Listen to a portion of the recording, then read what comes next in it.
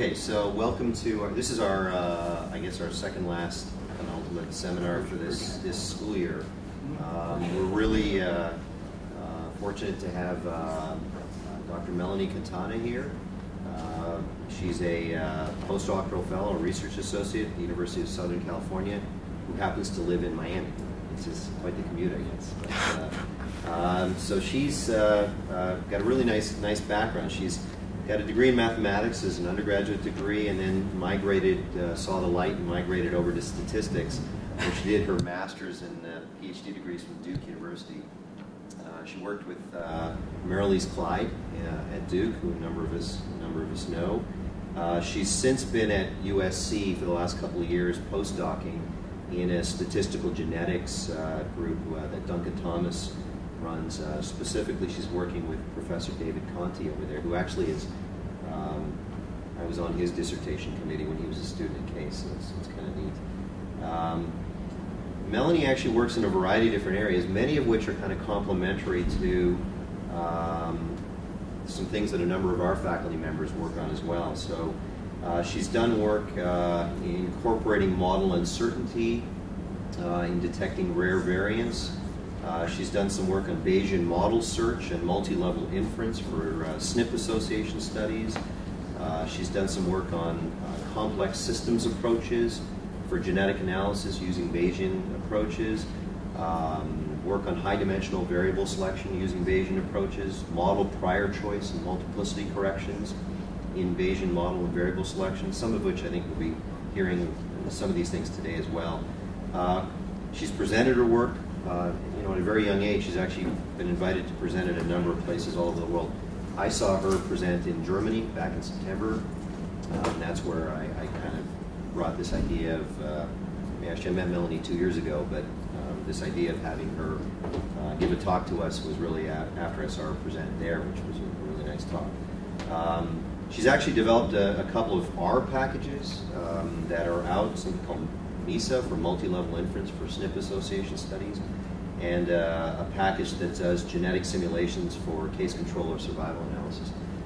And when I saw her in Germany, I guess the reason she was there is her paper won the James Neal Young Investigator Award for her work in the Gen Epi world with Bayesian inference. So today she's going to speak about Bayesian variable selection for high-dimensional genetic association studies. So it's a real pleasure to have her here. Thank you. Welcome.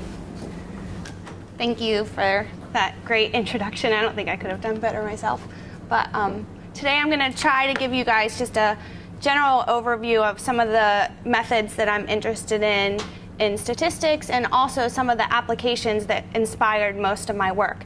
So I've done applications, many in genetic association studies with different collaborators in ovarian cancer, breast cancer, and recently in a smoking cessation study. So I'm going to begin today kind of by giving you a general overview of the Bayesian model uncertainty framework and the Bayesian variable selection framework, and then go into more specifics on some of the methods that I've developed within this framework and results from some of the collaborations that I've worked with. The motivation for many of my methods that I've developed has been genetic association studies involving single nucleotide polymorphisms, or SNPs. So the aim of these studies, as most of you are well aware, is to identify a SNP or a set of SNPs that influence an individual's risk to develop some sort of complex disease. And the most common approach to these methods, or this study, is to apply a simple marginal test to all the genetic markers.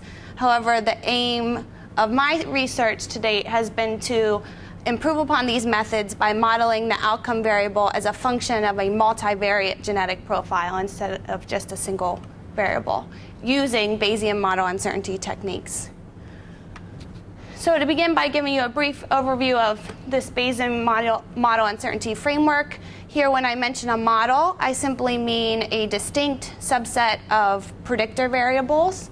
And every model is going to be identified based on a indicator vector. So if we have, say, P predictor variables of interest, we're going to have a p-dimensional gamma indicator vector where if gamma j equals 1, that variable is in the model, and if equals 0, that variable is not in the model. Then, given that subset of predictors, we can incorporate it into some sort of design matrix and use really any generalized linear regression or any link function to relate the variables in the design matrix or some function of those variables to our outcome of interest. Throughout, I'm going to be talking mostly about using logistic regression since I'm interested in case control association studies, but really this framework can be applied to any sort of models that you're interested in. Just to give a quick two-dimensional example to wrap your head around this a little bit further, assume we have two genetic markers, G1 and G2. Here in this table, I've listed all possible models that we're going to be interested in assessing. So we have the null model, where we just have the intercept term, the two single-variate models, where either G1 or G2 enters alone as a main effect, and then the full model with both G1 and G2. What you can see here, then, is that the Bayesian model uncertainty framework, yes? You don't consider the model that has the interaction of G1 and G2 as a possible model only? You can certainly, yeah, you can certainly do that, but just for the basics right now, we're just looking at the them entering in as main effects. But you can definitely consider them also entering in as interactions as well. But yeah, what you can see from this is that the common methods, the common marginal methods, are simply a subset of our Bayesian model uncertainty framework because we are considering all marginal models. However, we're considering multivariate models as well. So given any model in the model space, the degree to which that model is supported by the data in the Bayesian framework is assessed via posterior model probabilities. These are simply a function of the marginal likelihood of a model, and that's just the likelihood after integrating out model-specific parameters such as the intercept terms or the regression coefficients, and a prior that we place on each model. You can also think of this as the combination of the priors of each variable being associated. So what's our prior probability that any variable is going to enter a model? Given these posterior model probabilities, we want to use the Bayesian model average framework to combine the posterior model probabilities to answer two multi-level questions of interest. The first is a global hypothesis. Is there anything at all going on with our set of markers or predictor variables? So what's the posterior probability that at least one of these variables is associated? And given evidence of a global association, what are the most likely marker or markers driving that association? And we can do this via global and marginal posterior probabilities and Bayes factors. Here, the global posterior probability of the alternative hypothesis that at least one variable associated is simply the sum of all the posterior model probabilities that are in the alternative space, so all the non-null models. And then the Bayes factor, by definition, is just the posterior odds divided by the prior odds. However, in this case, for the global Bayes factor, we can rewrite this as the weighted sum of all the marginal model Bayes factors, so all the Bayes factors comparing every alternative model to the null model. So you can really see here that this global summary, the global Bayes factor, is an average of all the possible models and is not just based on the single best model. Then we can also look at marginal posterior probabilities. Here, for any variable gj, this is simply the sum of all the posterior model probabilities for any model that includes that variable. And again, by definition, the Bayes factor is simply the posterior odds divided by the prior odds. Again, for our two-dimensional example with G1 and G2, to answer the question, is there a global association, we just sum up the two single variable models and the full model, and then the posterior probability that no association exists is just the posterior probability of the null model. Then the posterior marginal inclusion probabilities are the sum of the single variable model and the full model for each of these variables. So although this seems like a very nice and straightforward framework, there are some issues in computing these posterior model probabilities. The first is, how can we approximate these integrals for logistic regression models? Another is, how can we specify these priors on our different models in a smart way so that we can actually have some sort of implicit multiplicity correction, especially when we're dealing with high-dimensional cases.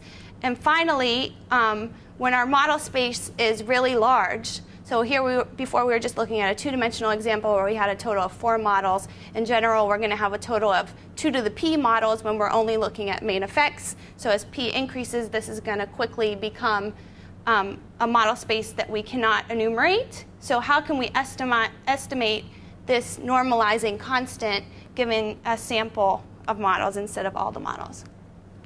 So first, for the marginal likelihood, it's well known that in the logistic regression case, these integrals are intractable. So many times Laplace approximations are used for these marginal likelihoods. We've shown in a previous paper that actually under a normal distribution for the model-specific parameters, the betas, and using a Laplace approximation, the marginal likelihood actually turns out to correspond to a sort of penalized likelihood form. We've actually, in our previous paper, used the AIC to approximate the marginal likelihood, and this corresponds to assuming that the standard deviation of any standardized log odds ratio is 2.5. So this kind of made sense to us and our collaborators for a paper that we've done in the past, but you can, in general, what we've shown is use any penalized likelihood to approximate these marginal likelihoods. Next is which prior should we place on the model space, and actually I spent much of my time at Duke and doing my dissertation thinking of this problem in particular. Most people in this area just simply use what they believe is a non-informative prior on the model space. So just a uniform prior across all models. Every model gets the same weight. And this corresponds to a prior probability that any one variable is associated equal to 0.5. However, although this seems non-informative with regards to the specific models, it can actually be quite informative to other aspects of the model space. So in particular, under this prior, the binomial p1/2, or the uniform prior, you have an expected model size of p over 2. So as p increases, this quickly goes to infinity. And the most interesting thing is that the global prior odds of an association, the global prior that at least one variant in your study is associated, is 1 minus 1 over 2 to the p, which quickly goes to 1 as p increases. So you're saying with this prior that you're absolutely certain that you're going to find something significant in your study. This, of course, overestimated our confidence in many studies that we were wanting to analyze. So I spent a lot of time trying to develop a prior that would sort of have an implicit multiplicity correction. So I developed this beta binomial prior that actually is a function of the total number of covariates in our study.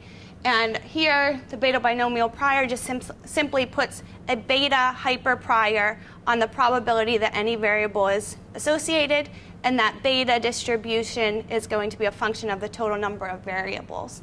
And here the key point is that under this prior, the global prior of an association remains constant as p increases. So here you can choose lambda however you want based on your prior beliefs, but it's going to remain constant. We generally use a lambda of 1 so that you have equal prior odds that something is going to be found versus nothing being found. And of course it does this in the same sort of way that other multiplicity corrections works, by reducing the prior probability of any marginal association as p increases. Another thing I would like to mention is in a paper that we're still kind of preparing, we've actually shown some consistency results for under these two priors. And we look at the posterior global probability, so the posterior probability that at least one variant is associated under these two priors, and we've shown that there are some inconsistencies under the uniform prior, and that if p is increasing faster than the square root of n, the posterior probability that at least one variable is associated is going to go to 1 independent of what the truth is. and this is actually not the case for under our beta binomial prior. Finally, just a quick note on what are some ways that we can approximate this normalizing constant. As I mentioned before, enumeration is not possible or feasible whenever p is greater than, say, 20. So we are going to have to use some sort of model search algorithm to find the best, most promising candidate models and use those in our normalizing constant. So replace the sum across the entire model space with the sum across some models found in some sort of model search. What we've been successful in using is this evolutionary Monte Carlo, and it's an algorithm that's a combination of parallel tempering and a genetic algorithm. And why we use this is because in the case of genetic association studies, many of the markers that we're looking at are going to be correlated. So it's likely that we're going to have a multimodal model space. So many models could be the likelihood best model. So we want to be able to explore that model space and get out of the local modes and find the global mode. And that this parallel tempering helps us do that. The genetic algorithm essentially works very well by looking at the most promising models and kind of mating those models in a certain way. So we've had a lot of success with this model search algorithm. So that's just kind of a brief overview of the general Bayesian model uncertainty framework. Hope that you saw that it was extremely flexible and that we can use almost any generalized linear model. It has the ability to incorporate uncertainty and a sort of multiplicity correction based on which priors you place on the model space, and it also provides this intuitive multi-level inference at the global and marginal levels. Next, I'm going to go into more specific applications. So the first is basic genetic association studies, so where we're looking at a set of common variants and we want to decide whether any of these are associated with a complex disease. As I mentioned before, the most common type of test in this framework is just a marginal method where we assume conditional independence across the markers and investigate each one individually by some sort of standard marginal test. There are many disadvantages to doing this, the first being what sort of penalty should we use for multiple comparisons, what thresholds should we put on the p-value to determine which variables are associated or not. How can we estimate multi-level significance? So how can we tell whether a gene is associated or a pathway is associated, or is there a global association given that we only have these marginal tests? How can we summarize those and put those together?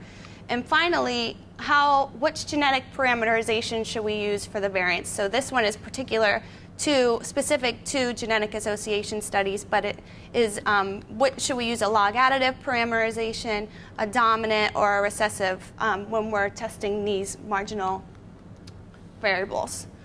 So with these in mind, we came up with MISA, which is multi-level inference for SNP association studies. MISA is looking at all logistic regression models that look at all combinations of the genetic markers and 3 possible genetic parameterizations for each. So the aims of MISA were to relax that conditional independence assumption, model the markers simultaneously, to model multiple genetic parameterizations for each marker. We want to be able to search efficiently through this enormous model space. And finally, we want to allow for posterior inference at the SNP, gene, and global level. So MISA is based on looking at all models where the model indicator vector takes on the following form. If gamma j equals 0, just like before, variant j is excluded. However, now if a variant enters a model, we allow it to enter it with either a log additive, dominant, or recessive parameterization based on the gamma indicator vector. Another thing that I've included in this model is a Z matrix here. Z matrix is a matrix of confounding variables, so sex, age, race, that we're going to force into every model so that we can kind of account for some of these variables in our study. We performed a simulation study based on 1,000 study-based simulations. So these simulations were made to have the same genetic structure as the North Carolina ovarian cancer study, which I'm going to show you results for next. What we have plotted here is the proportion of SNPs that were deemed associated, given a specific method, across the true odds ratios of those variants. So here you have false positives rates, essentially, and here you have true positive rates as the true odds ratio increases. So here I've plotted results for our method, MISA, a marginal Bayes factor approach, which just kind of computes Bayes factors individually for each variant, but this marginal Bayes factor approach also took into consideration 3 possible genetic parameterizations: lasso, stepwise BAC, Benjaminian Hochberg, Bonferroni, and finally an adjusted Bonferroni, or I should just say an adjusted p-value approach, that essentially we picked the threshold of the p-value so that that method would have the same false positive rate as MISA, so we were kind of comparing apples to apples. What you can see here is even when the adjusted Bonferroni is adjusted to have this exact same false positive rate, we have a much higher true positive rate across the board. And the similar thing is true for the remaining methods. Here is the motivation behind MISA, which was the North Carolina ovarian cancer study. This was a population-based pathway study where we wanted to look at variants within the DNA repair pathway and detect genetic risk factors for ovarian cancer. The first thing to note from this plot is that across the board we had a global Bayes factor of 4.3. This just suggests strong evidence of an association, at least one variant being associated in our study. Here in this inclusion plot, on the y-axis we have the top 10 variants ranked based on their marginal Bayes factors. On the y-axis we have the top 100 models found.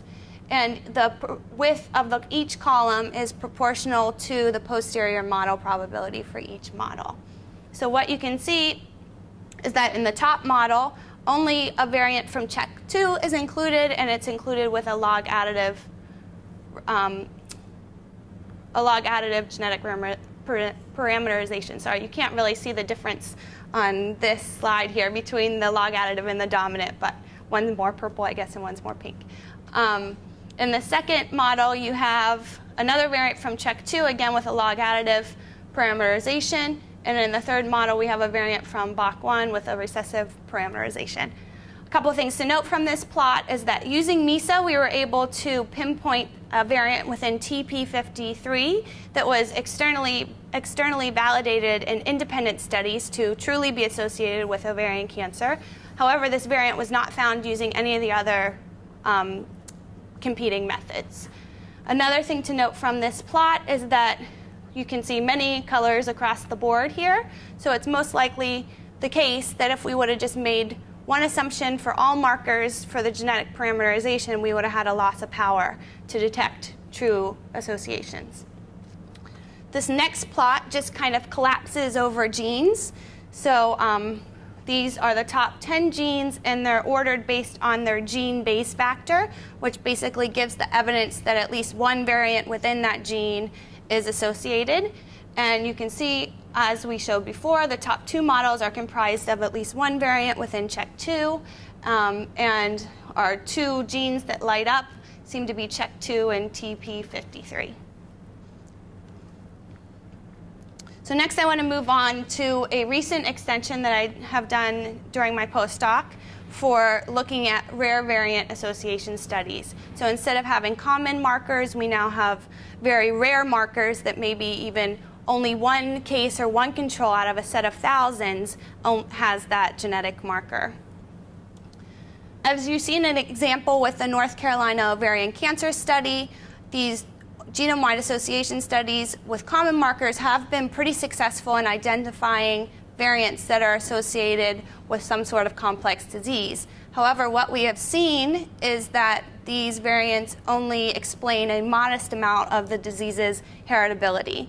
So that, together with the fact that sequencing technologies are becoming more cost-effective and efficient, has led researchers to kind of focus more on rare variants and wonder what these rare variants, what implication they might have on complex diseases.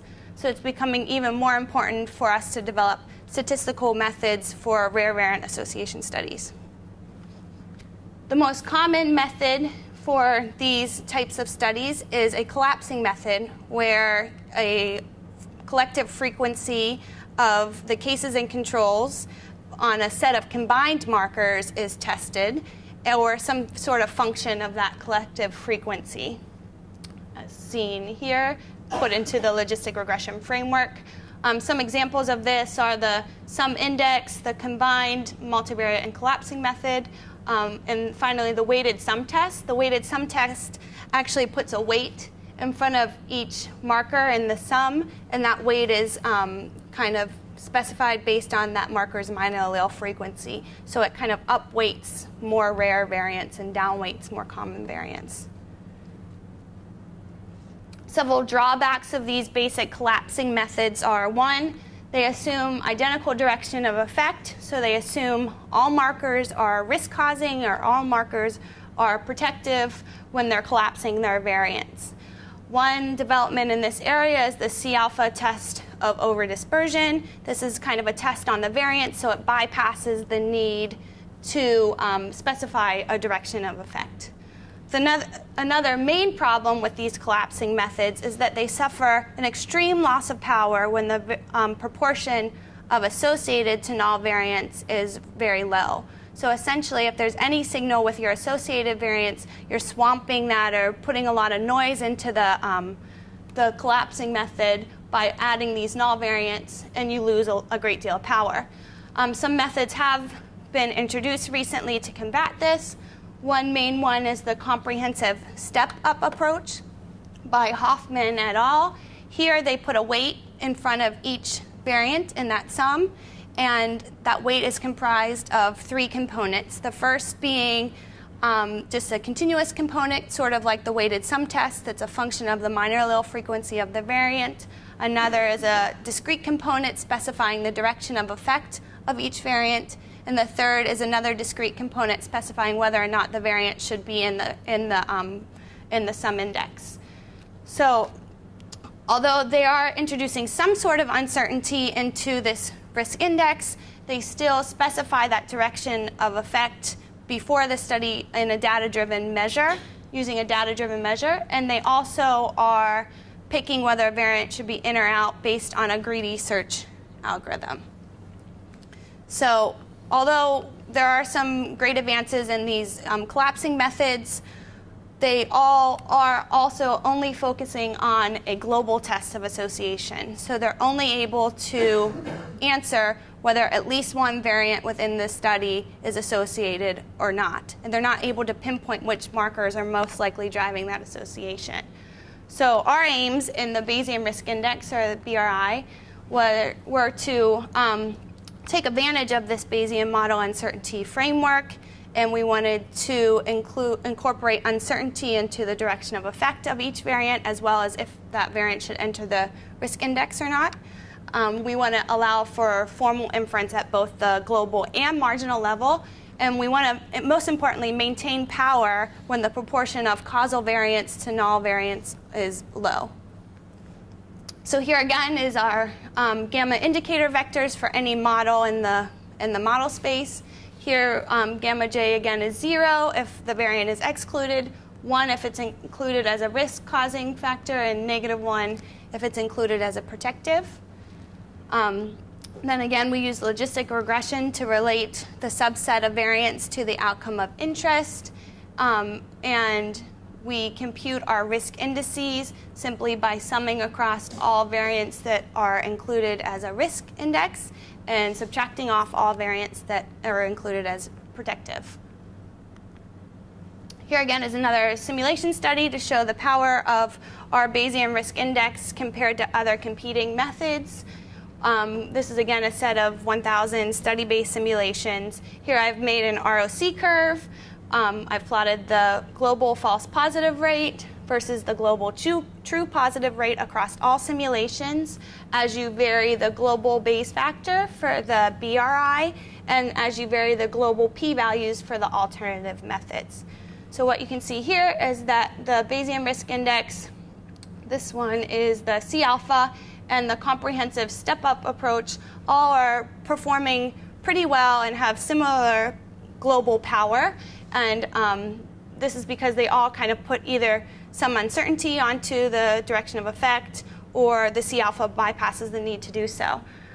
The main thing that surprised me with this plot is that I was expecting, when I was producing it, to see that the comprehensive step-up approach had the same global power as the Bayesian risk index. But you can see that the Bayesian risk index does have a little bit of higher power over it. And I think that this kind of speaks to the advantages of using Bayesian model averaging to compute a global summary versus selecting a best model and then doing a permutation p-value to compute the global summary. Here are some results for a WeCare study. This was a population-based case control study, and it looked at risk factors within the gene BRCA1, and were these risk factors for developing second primary breast cancer, given that the individual had cancer in one breast. So essentially the idea behind this study is that many women who are diagnosed with breast cancer in a single breast will get genotyped for these markers. So we want to be able to use that information to determine, should they actually consider removing both breasts, what's the probability that they're going to develop cancer in the second breast as well. Here you can see the same sort of inclusion plot that I've shown before. What you can see is a variant 13 and exon 5 was included in the top model by itself and in the risk index, and that had an estimated odds ratio of 8.2. In the second model, you have both variant 13 and variant 2 making up the risk index, and that had an estimated odds ratio of 6. So pretty strong effects here that we're seeing. One thing to note in this plot is that all of the top models have either anywhere from 1 to 4 variants in the risk index. So it's probably the case that our proportion of associated to null variants is very low, and we would have lost power using other methods, global power. Another thing is that plots like these, or ranking the variants, are not even possible using the other methods that are out there right now. You could, with a comprehensive step-up approach, find that single best model and simply report which variants are in it, but you can't get these sort of base factors and get marginal inference on which variants are driving an association with these collapsing methods. Here's just a little bit of information on those top 10 variants. Something to note is that most of them were determined to be deleterious, and a lot of them had this truncation effect. So when we saw this, we were kind of intrigued and wondered, what if we use some of these biological covariates, this external biological information that we have, and put it into our variable selection procedure? So allow it to help us guide our variable selection and determine which variants are truly associated. And that's led us to our most recent work in informing Bayesian model uncertainty. So essentially what we're doing here is we're taking a matrix, a W matrix, of predictor level covariates. So what gene is a variant in, is it deleterious or not, what's its effect type, any sort of information that you have prior to your study. And we're using that to approximate the probabilities that any variable is associated, or any variable enters the model. And we do this using a probit model. Here, alpha naught is just the intercept term, and this is a baseline probability for all variants to enter the model. And we actually specify alpha naught using the same sort of ideas behind those induced multiplicity priors. But then we add this predictor level effect.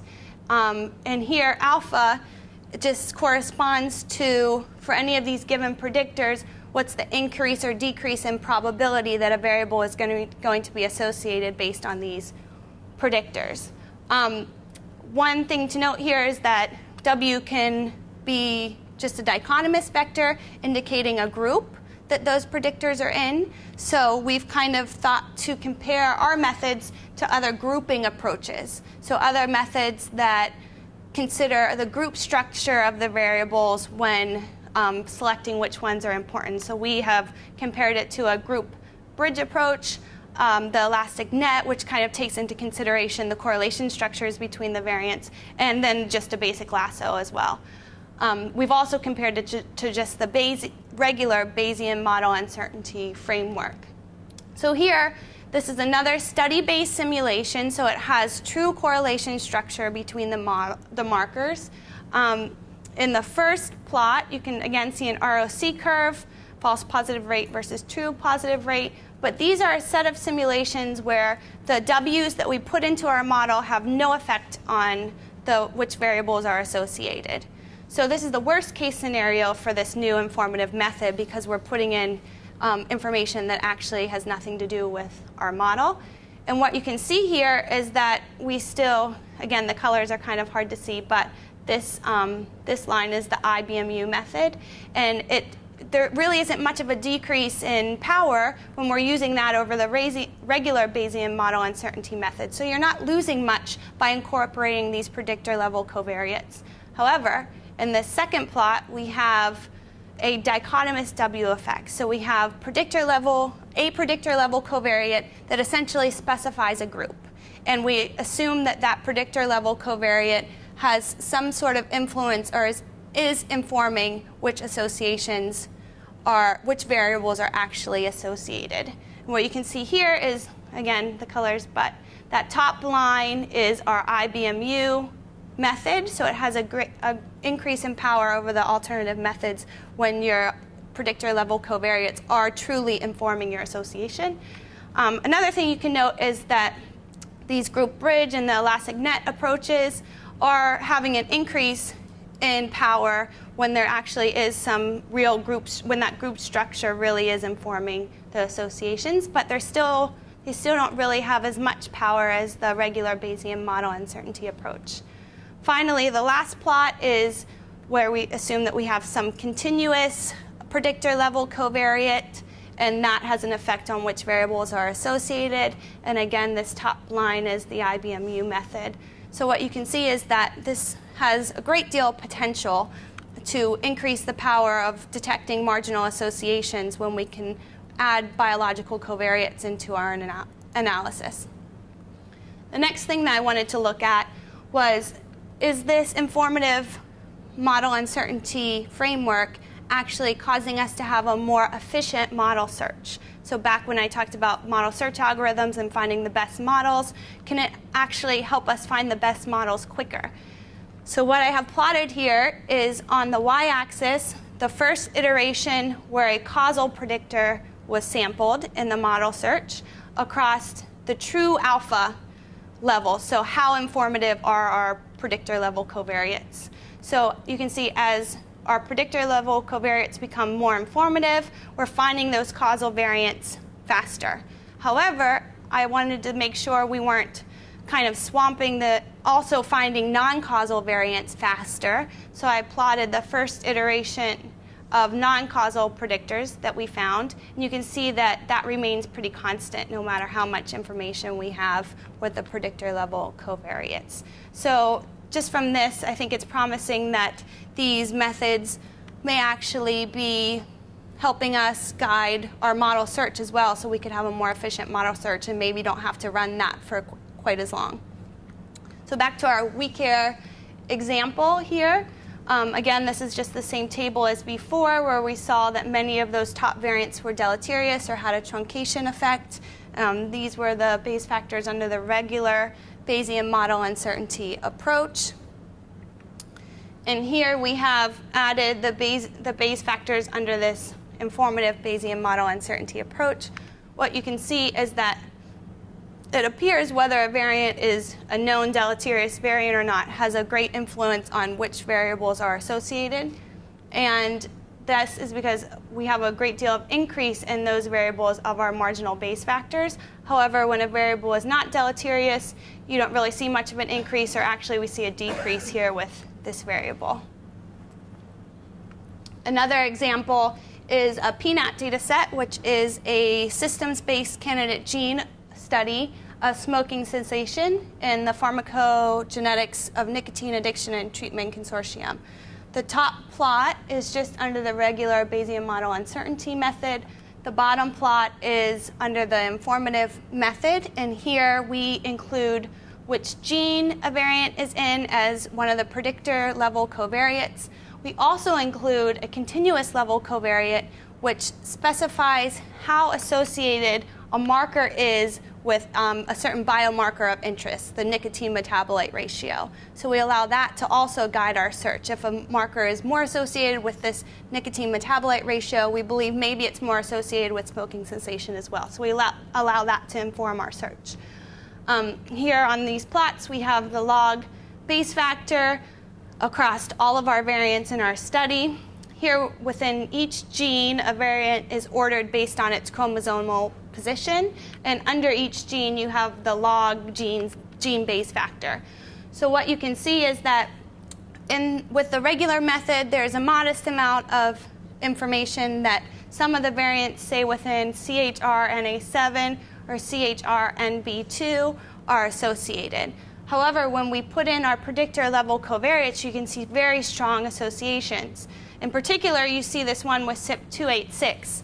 CYP286 happens to be pretty highly correlated with the nicotine metabolite ratio, and it actually is a known marker that was validated in independent studies to be associated with smoking cessation.